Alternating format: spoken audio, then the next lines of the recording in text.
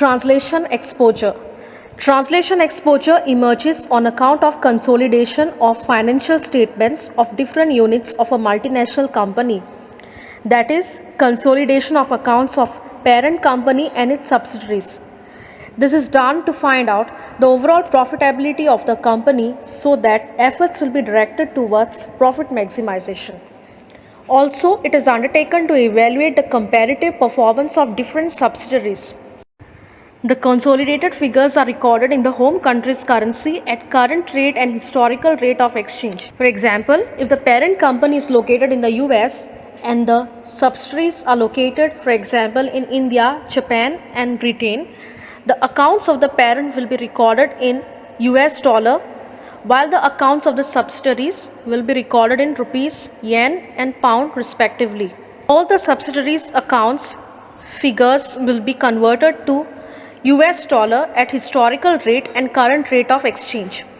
Current rate is the rate of exchange existing on the day of consolidation. Historical rate is the rate of exchange when the account was recorded. This procedure is known as translation. On account of such translation, the mismatch that exists between the translated values of assets and liabilities following exchange rate changes is known as translation exposure. For the calculation of translation loss or gain or translation exposure, we have four methods. Namely, the first one is current rate method, the second one current non-current method, the third monetary non-monetary method, and the fourth temporal method. For the first method, that is current rate method or closing rate method, all items of the income statement and balance sheet are recorded at current rate, which is also known as post-change rate. The second method, that is current non-current method, here the balance sheet items are divided into current items and non-current items.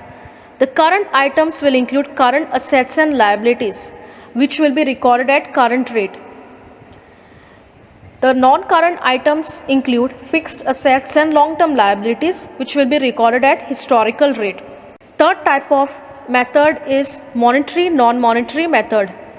This method divides the balance sheet items into monetary items and non-monetary items. Monetary items record all liabilities and current assets except inventory at current rate. Non-monetary items, that is inventory and fixed assets, are recorded at historical rate. The fourth method is temporal method. Here also the items are divided into monetary items and non-monetary items. Monetary items include all liabilities and current assets, including inventory if it is shown at market price, which will be recorded at current rate, and non-monetary items include inventory if it is not shown at market price and fixed assets. These items will be recorded at historical rate. Let's solve the first question on translation exposure. Referring to the question, try to tally both the sides, assets and liabilities. You will see that both the sides, assets and liabilities, are not matching. That balancing figure is from the liability side and we name it retained earnings. Draw the following table on your notebook. As you can see in the table, the first column shows the balance sheet items and the next column shows the corresponding figures in rupees. The next two columns show the historical rate of the items and the current rate of the items. The next four columns represent the four methods of calculating translation exposure. The first one, current rate method. Second one, current non-current method. Third, monetary non-monetary method. Fourth, temporal method. Solving the problem. Start by writing all items on the asset side followed by total assets. Next, write down all the items on the liabilities side. Next, write the balancing figure, retained earnings, followed by total liabilities. Next, write down translation gain loss. This refers to the translation exposure which we will be calculating using the four methods. Write down the figures of all the items of the balance sheet. Calculate total assets. We get rupees 11,000. Our total liability should also be rupees 11,000. Just copy the same figure of total assets. Calculate the balancing figure of retained earnings, that is 11,000 minus current liabilities, long-term debt, share capital, which are all the items on the liability side. We get the difference as rupees 2,000. The translation gain loss is in terms of dollars, so we need to convert all these rupees values to dollars. Convert rupee values to dollars using historical rate at the rate of rupees 30 per US dollar, current rate at the rate of rupees 35 per US dollar. One example, the first item is current assets, rupees 2,000. To convert at historical rate, divide 2,000 by 30, we get 66.67. To convert at current rate, divide 2,000 by 35, we get 57.14. In this way, calculate all the figures except total assets, retained earnings, and total liabilities. Now calculate the total assets under historical rate column. We get 366.67. Similarly, calculate total assets under current rate column. We get 314.29. Write both the totals for total liabilities under both the columns, that is 366.67 and 314.29. Calculate retained earnings, that is the balancing figure. We get 66.66 and 57.15. Using the four methods, we will now calculate the translation gain loss. The first one using current rate method.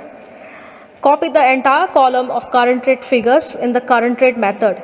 We don't have to take much efforts since we already have calculated the figures with the current rate of rupees 35 per dollar. While solving the problems, refer to the theory of methods at the same time. Using current non-current method, this is the second method. The current assets and liabilities are recorded at the current rate. These are current items. Fixed assets and long-term liabilities are recorded at historical rate. These are non-current items. In this balance sheet, our current items are current assets, inventory, and current liabilities. All these items will be recorded at current rate. Next, our non-current items are fixed assets, goodwill, long-term debt, and share capital. Record these items at historical rate. Next, calculate total assets, that is 338.09. Record the same amount, that is 338.09 under total liabilities. Calculate a balancing figure of retained earnings, that is 57.13. The third method is monetary non-monetary method. The balance sheet items are divided into two categories. First one, monetary items. Now these are items which consist of all liabilities and current assets except inventories, and these items are recorded at current rate. The second category is non-monetary items, that is inventory and fixed assets, and these are recorded at historical rate. In the balance sheet, the monetary items are current assets, current liabilities, long-term debt, and share capital. These items will be recorded at current rate. The second category, that is non-monetary items, are inventory, fixed assets, and goodwill. These items will be recorded at historical rate.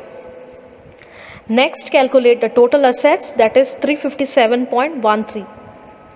Next, record the same figure of 357.13 under total liabilities. Calculate the balancing figure, that is retained earnings, which is 99.99. The fourth method is temporal method. It is similar to monetary non-monetary method, but the only difference is that inventories at market value only are recorded at current rate. If inventories are not shown at market price, then they will be recorded at historical rate. So the monetary items will consist of all liabilities and current assets including inventory if it is shown at market price. These items will be recorded at current rate. The second category of non-monetary items will consist of inventory if it is not shown at market value and all fixed assets. These items will be recorded at historical rate. Next, calculate total assets, that is 338.09. Record the same amount of 338.09 under total liabilities. Calculate a balancing figure of retained earnings, that is 80.95. Now we will calculate translation loss gain using the four methods. The translation exposure is a difference between the retained earnings calculated under a specific method and the retained earnings at historical rate. First, under current rate method, the retained earnings are 57.15. The retained earnings at historical rate are 66.66. The difference is minus 9.51. Therefore, the translation gain loss under current rate method is minus 9.51. The second method, that is current non-current method. The retained earnings are 57.13. The retained earnings at historical rate are 66.66. The difference is minus 9.53. Therefore, the translation gain loss under current non-current method is minus 9.53. Third, under monetary non-monetary method, the retained earnings are 99.99, while the retained earnings at historical rate are 66.66. The translation gain or loss under monetary non-monetary method is plus 33.33. This is translation gain. Fourth, under temporal method, the retained earnings are 80.95, while the retained earnings at historical rate are 66.66. Therefore, the translation gain or loss under temporal method is 14.29. It is found that the current and current non-current methods yield translation loss, while the other two methods yield translation gain on account of rupee depreciation. That is, we can see that the dollar has appreciated from rupees 30 to 35. This means that rupee has depreciated. Problem 2. In this problem, both the sides, assets and liabilities are tallying at rupees 2,400. We also have retained earnings on the liability side. The method of solving problem 2 is same as solving problem 1. So do not get confused with the retained earnings figure. It may appear or it may not appear in the question. In case of current method, all balance sheet items will be recorded at current rate. In case of current non-current method, the current items will be current assets and liabilities, that is cash, marketable securities, debtors, inventory and current liabilities. The non-current items will be fixed assets and long-term liabilities, that is land and building, plant and machinery, furniture and fixtures, share capital and bonds. In case of monetary non-monetary method, the monetary items will be all liabilities and current assets except inventories, that is cash, marketable securities, debtors, current liabilities, share capital and bonds. The non-monetary items will be inventory and fixed assets, that is inventory, land and building, plant and machinery and furniture and fixtures. In case of temporal method, the monetary items will be all liabilities and current assets including inventory if it is shown at market price. In this problem, it is not specified whether cost price or market price, hence assume that inventory is shown at market price. Therefore, the monetary items will be cash, marketable securities, debtors, inventory, current liabilities, share capital and bonds. The non-monetary items will be land and building, plant and machinery and furniture and fixtures. Here is the complete solution of problem 2.